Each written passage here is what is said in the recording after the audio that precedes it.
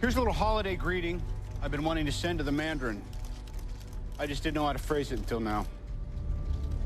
My name is Tony Stark, and I'm not afraid of you. I know you're a coward. So I've decided that you just died, pal. I'm gonna come get the body. There's no politics here, it's just good old-fashioned revenge. There's no Pentagon, it's just you and me. And on the off chance you're a man, here's my home address. 10880 Malibu Point, 90265. I'll leave the door unlocked. That's what you wanted, right? Fill me. Hello and welcome to the 2 Cents review of Iron Man 3. Yay! Spoilers are ahead. Yes, So I will spoilers. reiterate what Johnny just said. Spoiler heavy. Yes. If you haven't seen the movie, firstly, what's wrong with you? Secondly, yeah, don't listen to this podcast if you don't want, review if you don't want the movie. Best thing to do is put this in your playlist or something like that, or download it and wait until you've seen it and then listen to the fun. Yep, that is a sound idea. Yep. Okay, so you saw the film last night. I saw the film last night. Yes, and I saw it Tuesday? Yeah. What day is it? Fuck. Yeah, so I saw it a while back. So my sort of initial holy fuck is sort of Gone now. a little bit lowered, whereas yours is probably very much still in place. Oh, I got out of that movie, Fitzman, and I was like, holy shit! I would have happily That shit's unmissable. turned back around and go and watched it again. Oh, really? That you were that? Holy shit. Dude, I was blown away by this movie, man. I loved every minute. We got there late, and I really needed to go for a piss in the first minute, but I physically couldn't get up because my body wouldn't let me miss the awesomeness. You're gonna watch this. You're gonna sit Yes. there, boy. Boy, I loved the hell out of this movie. Do you know what, for me, shows that this was a good film, which I think we've just elaborated to our listeners. We both enjoy this film. Yes. It's a 2-hour plus film, and I didn't notice at all. Yeah, me and my buddies were saying that. Like, we got out. When I got out, I was like, how long did that? And my friend told me. I was like, fuck. It's I can't 2 hours, officially, it's 2 hours and 10 minutes. I was like, fuck, what? But should I just do a quick plot synopsis? Yeah, go for it, man. Well, basically, we got Tony Stark, Iron Man, of course. There's a new terrorist in town called the Mandarin, Yes. and he's going around and he's fucking shit up, basically. Ben Kingsley, the Mandarin, he's fucking shit up. He's blowing places up, without a bomb. Like, there's no residue of a bomb. And so then Happy, Tony's bodyguard. Well, he's not anymore. I love they established that in the film. He's just like, when I say I was Iron Man's bodyguard, people just laughed at me. Yes. But so he gets caught in a blast, and Tony Stark, as he always does, goes, "Fuck conventions. I'm just gonna come and kick the shit out of you." Yes. My favorite though is just calling him out in front of the press. There is one thing that I learned from this movie is never give a terrorist your home address. Never give fucking the media, if you are famous, your home address, because they established that was the main problem. Exactly. But I love when he's sitting down, like, tinkering with some toys, and Jarvis is just like, there's a lot of activity outside. Yeah. And he's just like, we're supposed to be on total lockdown. I did just threaten a terrorist. Yes. I love how he's done it being all the big man. And he's like, oh, shit, fuck. I've actually made a mistake. Yeah, he's like, whoops, my mistake. But, yeah, so during this time, Tony's been working on fucking Iron Man suits, man. Yeah, which doesn't get revealed to the final act, which I think aids the movie tremendously. Yeah, so he's been, like, since New York, he's got, what is it, what's it called after war, where you've got, like, is it? Post-traumatic stress. Post-traumatic stress, that's the one I was looking for, Yeah. so... And he has nervous anxiety attacks. Yeah, panic attacks. So he's, pretty much, he after New York, so after The Avengers film, which I loved actually how much that tied into this, that was nice. Yeah. It was there. It acknowledged that there was other people in the universe. Actually, my favorite thing that it was very clever is just when Rhodey and Tony Stark are sitting in that bar, and he's like talking about the Mandarin, what's he doing, blah blah blah, and even Rhodey turns around to him and goes, "This isn't, this is USA business. This isn't superhero business." Yeah. Sort of establishing why Captain America's not sorting him out. Yeah. Because they got the Iron Patriot, which what did you think of the Iron Patriot? Like just the change to the War Machine. I don't know. I preferred the name alone. I prefer War Machine. Yeah, without question. And that is an ongoing joke for this entire film. Yeah, the name War Machine is so much better than the Iron Patriot. I don't know. It was okay, I guess. I mean, well, the only thing to me, it looked fine. But there's two things I was a little annoyed they got rid of. One was the minigun.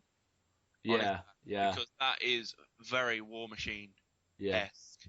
And having the Iron Patriot, without it, I don't know what he had on his. He had something on his shoulder, but it didn't look like. I'm just looking at a picture now. He's got like a rocket on his shoulder or some shit. Yeah. Which I don't think he ever uses, but in this film, it just looked like they had made the War Machine / Iron Patriot look more like the classic Iron Man armor, which I know it is, but in the second film, like it'd been beefed up and like armored and just fucking missiles coming out the wazoo, and I thought it was an alright adjustment. It was just a bit, I felt unnecessary, personally. Yeah, I can see what you mean there, dude. To be honest, They could have kept War Machine. I did understand the idea of War Machine. If you're political, against war sort of thing, and you're called War Machine, I can see why that could be misinterpreted. Yes, absolutely. But it sounds so much more badass than the Iron Patriot. It sounds the Iron weird. Patriot. But yeah, so Tony Stark's been working on the new armor, Mark 42. So in the Avengers, it was like Mark 7. Yeah. I think. So he's on 42, and he's got this fucking awesome ability where he's like pinned stuff into his arm. Yeah. Which I felt could have been explained a little bit more, but yeah, I didn't really get that, but in the comics, he's actually got it now where basically the Iron Man suit is under his skin. Yeah. And he can just think and it pops out. That's like, ready to roll. So it's basically welded to him. So this is sort of like a version of it. But yeah, you just see him like bang shooting shit into his arm, and then suddenly he's like reaching his hand out and doing different hand movements, and parts of the Iron Man armor, it's like the suit can fall into different parts. And he just flies at him and like connects. That was one of my favorite parts of the movie where he's tied to the bed and he only gets I think it's one arm and one leg because the rest of the suit's stuck in the shed. Yeah, so he can at any point he can like move his hands in a certain way, and the arm will fly and like connect onto him. It's cool, kind of a carry on from the Iron Man 2 like suitcase armor. Yeah, but it was for me. The only thing I found, I know it was the only armor that he could like pull towards him. But when his house starts to get jacked up by the Mandarin, which in the trailer you obviously see, but my god, that went on for a long time. Fuck his shit up. They ruined it. I was like, no. I love the scene though where like the first bomb hits and him and Pepper are like flying back. Yeah. And he throws the armor onto Pepper. Yeah, that's clever. Safe, and I was just like, oh, that's a cool idea. Yeah. The only thing is, so the armor must be adjustable. Yeah. She's a woman. She has things in places where men don't. Yeah, although, to be fair, Gwyneth Paltrow doesn't have very big things in places where men don't. Yeah, it's like he doesn't have a massive tits. Yeah. Like, she's, like, protected, blood spurting out of her chest. Oh, God. Dude. Just dripping out all the cracks where it's being compressed by machinery. You just look up and you just see these, like, turkey breasts come out. Like, I knew they weren't real. I knew you lied to me. Silicon pop out the top. Yeah. But yeah, so Jarvis like even says in the first bit that the Mark 42 is just a prototype. It's not battle ready. It's not battle ready. Yeah. Fine. So and we've seen briefly that there's like an underground storeroom full of armors. Yeah. So I'm thinking there's at least 35 armors down there we haven't seen before. going by the movie stuff. Yes, yeah. So we had it where so his shit got fucked up pretty damn badly as well. It's one of my favorite scenes in the film. The house getting destroyed. I love that I love the bit where he's sort of under the water. Yeah. And like the rubble's crushing him, and the hand pulls off. Yeah, and then helps him up. And grabs his hand and pulls him out. That's awesome. Where do they fly to again? He flies to Tennessee or Mississippi or somewhere far, far away. So he's like knocked out. He's like passed out at this point, and Jarvis is obviously part of the house. So the house is fucked. So Jarvis is like kind of He's glitching. Well, no, what happened was he set the flight path to one of the bomb sites. Yeah, so that was predetermined before the explosions, and then that was pre-programmed in Jarvis, so it happened anyway. It got confused and thought he wanted to go there now. So yeah, and he woke up in the snow. Wakes up and he's like, his power levels are insanely low. He just hits the floor, and then Jarvis is just like, I think I'm quite unwell, sir. Yeah, I think I might have a sleep now. I love Jarvis. He's like a cool Siri. Yeah. Oh yeah, definitely, man. I just love how sarcastic he is. Yeah. But from here, it became an interesting film. So we got the initial setup. The Mandarin. He doesn't like Tony Stark. Blah blah blah. Well, he just doesn't like America really. And no. Another person who's been introduced, who I can't remember, is the guy who runs AIM. Aldrich. Aldrich. That's Aldrich Killian, played by Guy Pearce. This is a great performance from Guy Pearce. This is he's a good villain because you see him in. What's the flashback? Is it 1999? 1999, where Tony Stark, typical Tony Stark's picking up a chick, is a complete dick to this guy. Not just a chick that has invented something that can make you grow limbs back. Exactly. So this is a cool chick. Yeah. So she could fuck you until your knob falls off, and then you just grow a new one. Yeah. But I didn't think of that. Yeah. So he's a prick to him, and also there's a nice little cameo from this. You remember the first film, the guy who helped Tony Stark build the first armor? He was in the cave with him? I haven't watched the first film in ages. Okay. Well, in the first film, there's like a guy in the cave with Tony Stark, and he helps build the first one to get out, and he gets killed in the first one. Spoilers for the first film. But he's actually makes a little cameo appearance in this, shaking his hand, saying, "Hi, Tony, I'm this guy doing this," and Tony's sort of like, "Yep, cool," and then just fucks off. Yeah, so that's kind of a nod to the fans. Yeah. So this guy's come back into his life. He clearly has a thing for Pepper, which Tony Stark sort of just like, I don't know what to do. He's like, yeah, I don't really care, but so Killian. He's an arse. No, not Killian. His surname's Killian. Aldrich Killian. Aldrich. He's a complete and utter dick, and he masterminds the Mandarin. The Mandarin isn't actually the terrorist. We find out later on where we skipped a little bit. Sorry, just quick. We'll get to that. The bit we skipped is where Tony Stark gets a kid sidekick. Yes, that is awesome. I was so happy. This kid was so cool. I mean, there's a couple of reviews that I've seen that didn't like the interaction between the kid. Oh, but I was worried that the idea of it is a bit cheesy and a bit cliche, but... They're not going to make him the Iron Child or some shit like that, are they? The dialogue between the two really made it work. It's so funny, and, it's clear, because a lot of people get annoyed that Tony Stark makes jokes in, horrible, horrible situations. Yeah. I heard in the Spill review, that's a huge issue with some people that are just like, oh, why would he laugh when he's just seen someone's head get blown off or shit like that? Yeah. It's because that's who Tony Stark is. He makes jokes when it's a horrible situation. I mean... And he makes some horrible comments to this kid. Yeah. He's like, get out of my way, kid, or I'm going to run you over. Yeah. So, the kid helps him, rebuild the armor and charge it up with electricity. Yeah. And he gets Jarvis back online, and they find out that there isn't any bombs. This drug called the Extremist, I think it's called the Extremist, is like a human version of the drug we saw at the beginning with the Tony Stark and the chick. Now this drug had a very weird range of abilities. Yes. I felt like it wasn't very consistent with the powers that people seem to have. Oh, some people spontaneously blew up by accident. So if you had like too much of the drug, your body like rejected it and you exploded. Yeah. Okay. Some people got super strength and super agility, which is fine in any comic book universe. Super strength and agility is like a go-to, sort of, or flying. That's always one that people seem to just get. Yeah. And then there was like fucking Killian could like breathe fire. Yeah. The fuck, mate. It came out of nowhere. Yeah. So we had this like nice scene in a town where it's Tony being Tony, which is really cool. I love the fact that, just as a side note to that there's more Tony Stark in this than actual Iron Man, which is good. But you see the suit plenty of times. Yeah, which is good. I mean, it's kind of taken the focus off the Iron Man, and Tony Stark is showing weakness, which I really liked.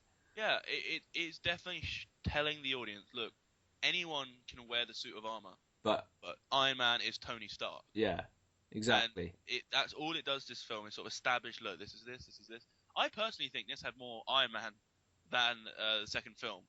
I can see that. This was clearly I'll get to that at the end. Actually, I'll get to that at the end. See, I love the first film because you see how he builds it and you see it like slowly developing. Yeah. And I quite like the second film, mainly for the bad guy who was played by who played the wrestler. Oh, Mickey Rourke. Yeah, Mickey Rourke is a fantastic villain in that. Whiplash, and Crimson Dynamo. Obviously, the second one does suffer from sequelitis. Yeah, and it's a bit long. Yeah. But I've always loved to see Tony Stark build the machines and test them. That's like my favourite part of all the Iron Man films, just seeing that shit. It's because I'm a tech geek and I love that kind of shit. Yeah, well, it's interesting, and it makes it more... Not that superhero films are particularly realistic, but it makes it slightly more believable. Yeah, it makes it like this idea that this armor could potentially exist, and I love how the armor's got this new way of like him getting in and out of it. Yeah. Like he's always had to go to like one of these machines to like pull it off him. Yeah. And this it like opens at the back. All his armors now just open at the back, and he pops out. Or I think it opens at the front sometimes as well. It can just open up. Yeah. Which is fucking. I love that. He could just pop in and out whenever he wanted. A lot more practical. Like when he was in the bar, he had it parked outside. Yeah. And just got in it and just bailed out. Yeah, he just got in it. He was just like, "Oh my god, check my heart," because he had a panic attack. He's just like, "Check my heart. Oh fuck, oh fuck." And he's just like, "No, you're right. You're just having an anxiety attack." Me? Tony Stark, Iron Man, having a panic attack? It's like, and he just flies off. And I was just like, he just left some suit of armor outside. I'm assuming he's fixed the bug where anyone can get in his armor. Yeah, definitely. Because I would steal that shit. So you see Tony Stark become like a super spy. Yeah. Going into like a hardware store and building like tasers and dart guns and which is a bitchin' scene. Dude, I would love to see Robert Downey Jr. as James Bond. Yeah. Or like some sort of like, I'm trying to think of what's like a big prominent spy character in America. I think there is one. Well, you could argue. I'm thinking Mission Impossible. That's the only one. That's what I was looking for. Mission Impossible. Go. But I couldn't. Yeah. So I'd love to see him do like a super spy film. Yeah, that could work actually. Yeah, but that scene cemented in my mind that he's just, he's so cool and he's so inventive. But yeah, so he gets into the mansion, he finds the Mandarin, which is my favorite scene in the film. My favorite scene in the film. Coked up, too bitching in his bed. Basically, he's just a normal actor. Yeah, so he's been hired by Killian to pretend to be the face of the Mandarin. Yeah. But I just love when he's just like, I had a bit of a drug problem. Yeah, and he's clearly out of his mind on drugs. And Tony Stark's like, what? So that for you being the Mandarin, they're going to help you? And he went, oh God, no, they're giving me more. Yeah. I love the fact that he's really British and he's watching the Everton-Liverpool game on the telly. I love how it's the Everton. Yeah. I just meant he's watching football. No, he's watching it's a Liverpool-Everton game, which is amazing. I did. That whole scene was just fucking cool, man. It was anticlimactic in the sense that I assumed the Mandarin would be this horrible, wicked, villainous human being. But it was genius, and it was so funny as well. The only thing is, and do you know what? To its credit, because I watched a couple of reviews on the Iron Man, because Iron Man 3 is getting some mixed reviews. It seems to have quite a positive, this is alright. But we're getting some little bits. A lot of people are comparing it to Batman Begins. which you can't do. You can't really, but the only thing is with the villain. Yeah. Like how, like with Ra's al Ghul, he had this guy, but pretending to be him, and then later on he reveals to be him. Same thing with Mandarin. Yeah. He's got the face, so he's hidden, which was cool.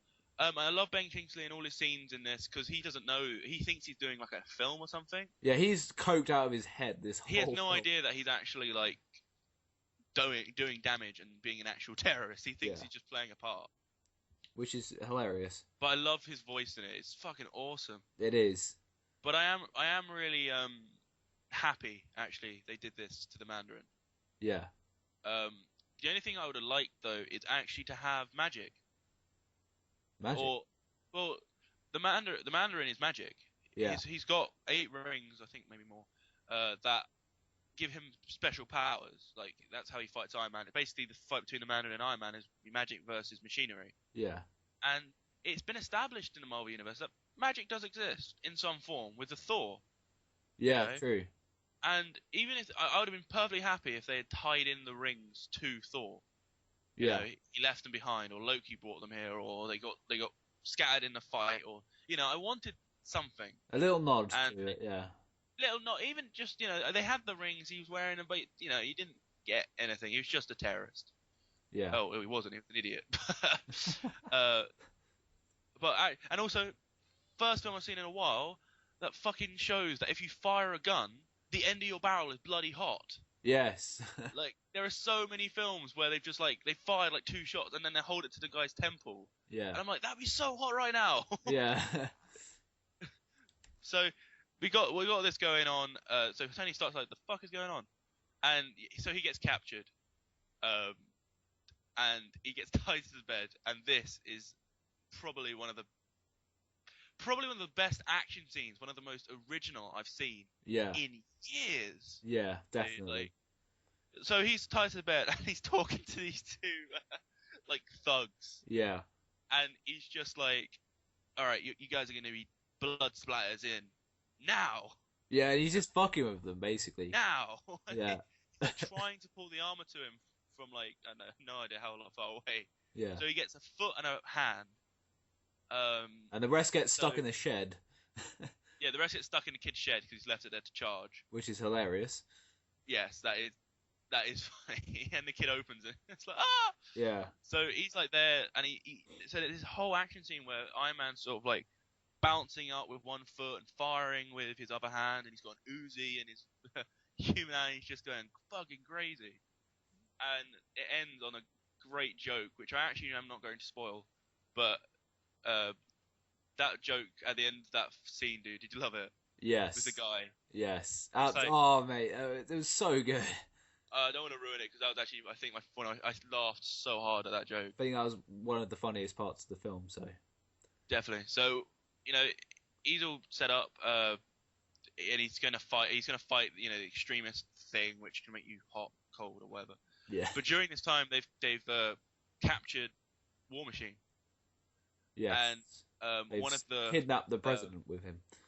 Yeah, that was really clever. Yeah. That they put him in the iron suit to get away. That was cool. Yeah. And it came to one of the most tense action scenes. There were not action scenes, just a tense scene where he has to capture, get all the people. Yeah. There's there's 12 people in the air and he can only hold 4. Oh, that was so good, that scene. And I know it's in the trailer, and you just think, oh well, he'll just fly, grab and fly, grab and fly, grab and blah blah blah. But he connects them all with electricity. Yeah, which was. Yeah, I didn't think that was necessary. No. He's falling. This woman's screaming in his ear. He's like, I'm just gonna electrify your hand so you can't open it because that's not gonna freak you out. No. But he gets, and he charges them and then dumps them in water. Mm. Which is is an interesting point. But... Fully clothed in suits and shit. How fucking hard must it be to swim with a suit on? And they're all cheering yeah, we're saved, and then an oil tanker just goes yeah, dead. But no, that was an intense scene in it. I knew he'd saved them, but I don't know. I want to get to the final scene. The battle scene. The battle scene. It's just to catch you guys up. Pepper Potts has now been captured, infused with the extremist virus. Yeah. Is it virus or I don't know? It said a few things. The final scene, dude. Oh, that trailer. I remember watching a trailer. I think we did it actually on a show where we watched a trailer, Yeah, we did. and I was watching it, and that scene where all the suits just bam, bam, bam, bam, bam, bam, and you're like, holy shit! And then you watch the entire scene, and you're like, this is fucking amazing. And he's switching between suits to save himself, and oh my god, that just hopping around, just suit after suit after suit. The only thing I was a little upset about is I'd have really have loved to see what each individual suit does. yeah, with a bit more detail, but it would have taken it away from the main action scene, though. Well, I just like maybe some nods, like one, like you know, he gets into one and you know, he flies fast, or he gets into one and it's stronger, or you know, Yeah, all the suits looked like a kind of tiny variation on his regular suit, where I felt like it should have been a big difference. yeah, absolutely. But apart from that, the whole scene is just awesome. Like, what was actually? Was that one of your favorite scenes in the film, or is there something before that? Or I think the Ben Kingsley reveal about the Mandarin was my favorite scene. yeah, I'm gonna throw an unpopular view out there and say my favorite action scene was when he was captured. oh, where he was hopping around. Yeah, I think the use of the one arm and one leg was brilliant. I think it was, as I said, very original. And an action scene like that, I haven't seen something that good for a very long time. Yeah, but Yeah. man, like I said, the whole fucking movie blew my mind. Oh yeah, man, it was a great film all round. But Except for two major things. we'll get just want to quickly finish. We got the Okay. sorry. Run through. I'm gonna let you finish, but first, we got it where the way he defeats the Mandarin, the real Mandarin, who is Killian, Yeah. by like throwing on the armor. Yeah. That I thought was really cool. It's very clever. And then self-destructing it. And we get to see Pepper Potts pull out some awesome bitchin' fighting moves. Yeah, that's an issue I have with the film. Should we get on to an issue? So overall, the film for me was just great. There were some great action scenes. I loved all the bits of Tony Stark. I actually did like the bits with the kid. I thought they were funny, and you know, I enjoyed the hell out of it, man. But issues with the film. Yeah, you want to go first? Yeah. I'd be interested to hear what you say about the Pepper Potts bit, because I really enjoyed that. Oh, you like? Okay. But two things. Firstly, when all this is going down, this is quite a big deal, and he's got a lot of friends in the Avengers. Or, yeah. You know, you could kind of like phone up Nick Fury and like, Nicky Poo, I need your help. I feel like they should have put in a scene where after his house has been fucked up, he calls Shield, and Shield is busy doing something else. Yeah, that would have been like oh, Nick Fury, like, you brought this shit on yourself, man. This ain't our problem. Yeah, or is this something to explain it? Something to nod why Captain America hasn't just like gone, well, he's because Captain America's whole thing is he just doesn't like bullies. Yeah. And I would have loved to have seen him just pop, you know, just and also what happened to his like love child, like his you know, Bruce Banner. You don't get any mention of him. No, exactly. But you know, that is a small point, and it is an Iron Man film, so you can kind of excuse that. But as it is so linked in now, and it is the first after the Avengers film, and yeah, a little nod to it would have been nice. Yeah, you've got to, you know, as I said, they mention the actual events a lot. Yeah. But they don't. Yeah, they don't really explain fully why there isn't other superheroes running to his rescue. And the only thing I could think was, you know, like how at the beginning Rhodey did mention that this isn't, you know, superhero stuff. This is government stuff. Yeah, but it's still not quite enough for me. I'd just like the nod saying, you know, they're busy. Yeah. Shield's busy. The second one is the big spoiler at the end, and so if you have listened so far, this is a big spoiler. At the end, he gets the shrapnel removed from his chest. The fuck? And he tosses the magnet into the water. his arc reactor. He throws away his arc reactor. Yeah. Right. That would make sense if this was just Iron Man 1, 2, and 3, and there was no such thing as the Avengers, and this was the end of the trilogy. But there's an Avengers 2 coming out. How the fuck is he now going to be part of the Avengers? Exactly. Well, that's my biggest problem with the film. I was more pissed off about how quickly it was just like, yeah, he got the shrapnel out his heart. When it's been clearly established for the last two films, he can't just do that. It's stuck. Like, it's called something in the first one, like The Walking Dead, because there's nothing they can do. The only thing they can do is keep it away from his heart. There's no way of getting it out. And then suddenly, nope, I can do it. A lot of people said because of the end scene with Pepper, all extremist out, and Tony was like, yeah, I can fix this. I almost fixed it when I was drunk. Yeah. A lot of people saying they've both got a dosing of it. Okay. So, like, because basically the main idea of the thing was to, like, heal you. And I think the fire end stuff was like a side effect almost. Yeah. So a lot of people are saying maybe he didn't cure Pepper. Maybe he just, he made it work properly. And then he took a little dose, meaning that he could have the dangerous surgery. Yeah, I guess. But then the film should have told me that. That shouldn't have to be. Yeah, that is quite a big assumption to make. Exactly, that is a huge assumption to make. But yeah, the fact they just suddenly pulled the shit out of his chest, I was like, whoa, that's not how. No. Yeah. So that makes the next film. All this time where Jarvis like your power's dropping, below 5%. It's going to do you some damage. Not going to do you any damage now. Exactly. If he runs out of power, his machine stops working. That's the only thing that's going to happen. Exactly.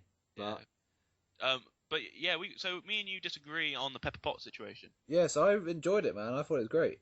I thought it was cool, but I thought it was fucking stupid at the same time. Oh, really? Like, I want Pepper flying around, punching shit, punching suits, and stuff like that was like cool, but it wasn't.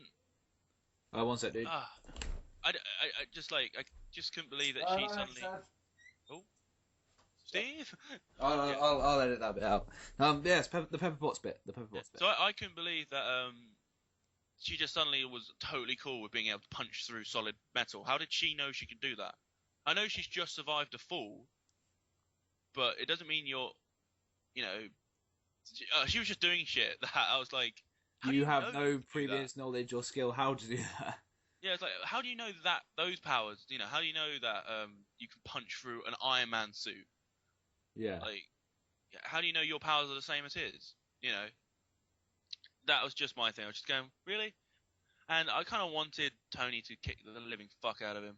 Yeah. But yeah, I enjoyed it. Cool. I thought it was kind of sweet.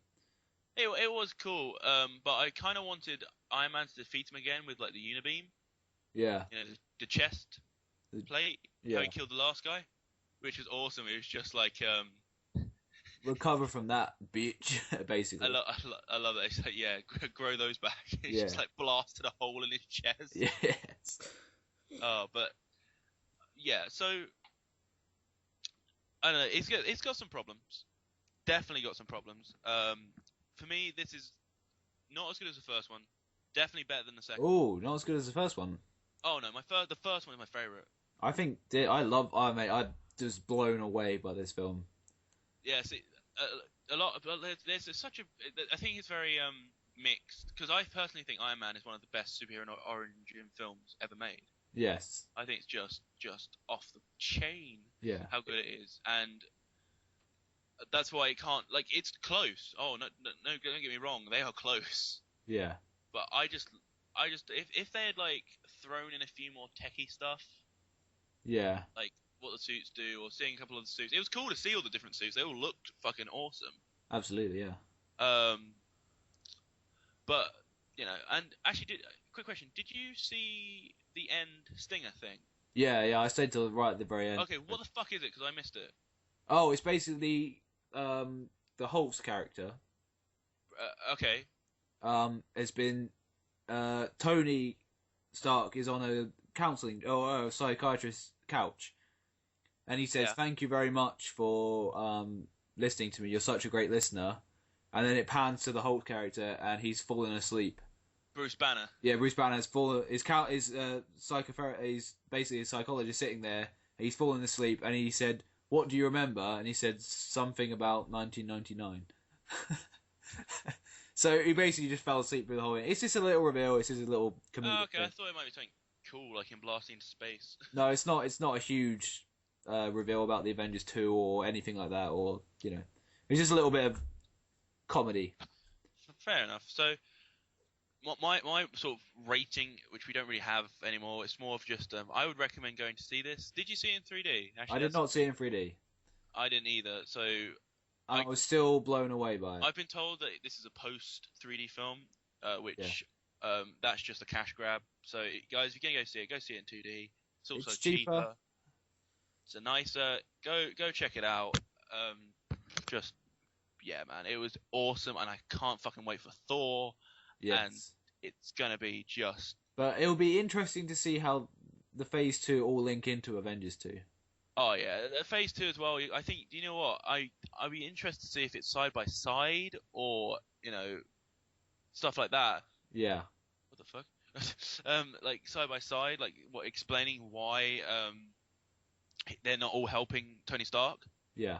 And why Tony Stark's not helping them. It's like all like going on at once to explain why they're not all interacting at this point. Yeah. But yeah, like great film. But for the first film in Phase 2, I could watch superhero movies until the day I die if they're this good, honestly. Dude, this was just awesome. It's like I think the second best opening for Marvel, so it's just below the Avengers, and I think it's very low below the Avengers. Yeah. The only thing it does have to compete with though is it's going to have Star Trek soon. Yes, which is a big movie. Big movie, a lot of fans, but I will say there's all the fans who, because it doesn't want to make an assumption, but people who are seeing Iron Man are probably going to see Star Trek as well. Yeah. So it'd be I would love to see the top 5 next week about how this is sort of shaping up. I can still see Iron Man holding it, to be honest. Yeah. I think Star Trek's just going to open up really big, but I still think Iron Man's going to just keep it. Because it appeals to more people. There's still people who don't, like you, who haven't seen the Star Trek films. No. So, But yeah, so I guess that's our review. How long did we go for, man? It's about 35 minutes. Shit, man. I gotta have a shower and get dressed, wash the blood off. I gotta stuff. Oh, Jesus. All right, so yeah, basically, people go out and see this movie right now.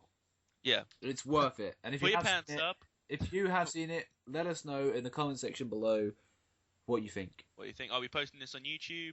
Please check out the podcast on the blog, which will be in the link below, and check out the rest of the channel because we love to do this and we do it for you. So check it out. We do it for the people. We do it for the people. All right. That was Johnny and Steve giving their 2 cents.